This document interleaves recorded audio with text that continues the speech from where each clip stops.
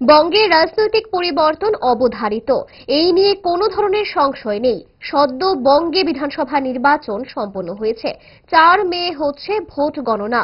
ফলাফল কি হতে পারে, প্রশ্নের জবাব দিতে গিয়ে প্রদেশ বিজেপি সভাপতি রাজীব ভট্টাচার্য প্রতিক্রিয়ায় জানান, আশাবাদী আমাদের মোদীজির নেতৃত্বে যে বিকশিত কাজ সমগ্র ভারতবর্ষে এগিয়ে যাচ্ছে, তার নিরিখে দাঁড়িয়ে বলতে পারি যে পশ্চিমবাংলায় এবার পরিবর্তন অবসম্ভাবী এবং দীর্ঘ প্রতীক্ষার পর যে মানুষ একটা শান্তি ফিরে পাওয়ার একটা ব্যবস্থা হয়েছে।